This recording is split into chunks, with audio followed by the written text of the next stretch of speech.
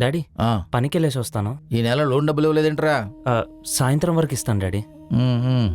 సరే అన్నా, లోన్ డబ్బులు 40,000 కదా, నా దగ్గర 20,000 ఉన్నాయి. ఒక 20,000 ఏమైనా ఇవ్వగలుగుతావా? నేను మళ్ళీ రిటర్న్ చేస్తాను. రిషిగాడు స్కూల్ ఫీజు కట్టాలరా. ఒక్క 2 వారాలు టైం ఇవ్వండి అన్న, రిటర్న్ ఇచ్చేస్తాను. సరేరా, ఇస్తాను. అన్నా, ఈ విషయము వదినకు కానీ ఇంట్లో వాళ్ళకి కానీ ఎవరికి చెప్పకండి అన్నా. నేను మళ్ళీ రిటర్న్ చేస్తాను కదా. సరేరా, చెప్పనులే. మన స్కూల్ ఫీజ్ బాబాయ్ ఇచ్చేస్తాడు కదా, అప్పుడు కట్టేస్తలే. Okay daddy.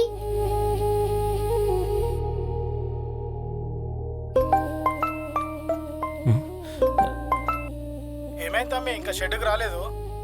అన్నా, స్టార్ట్ అయిపోయానన్నా, వస్తున్నాను. ఒక్క 2 minutes.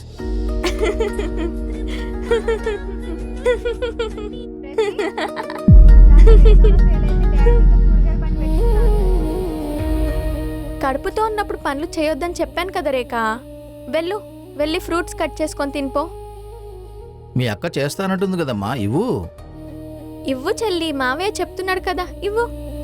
అక్క చెల్లెల అనుబంధం, జన్మ జన్మల సంబంధం.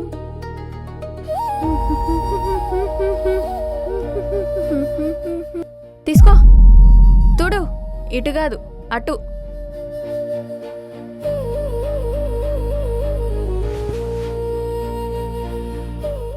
లక్ష్మి, చెప్పండి. అంజలి మన ముందు ఒకలాగా, మనం లేనప్పుడు ఇంకోలాగా ప్రవర్తిస్తుంది. రేఖని నానా మాటలు అంటుంది. ఆ పోపుల డబ్బాలో డబ్బులు తీసింది రేఖ కాదు, అంజలియే కావాలని ఇరికించింది. మీకెలా తెలిసిందండి? నిన్న అంజలి రేఖను తిడుతుంటే నేను విన్నాను లక్ష్మి. పాపం లక్ష్మి, రేఖ ఎవరికి చెప్పాలో ఎవరికి చెప్పకూడదో తెలియక తనలో తనే బాధపడుతుంది.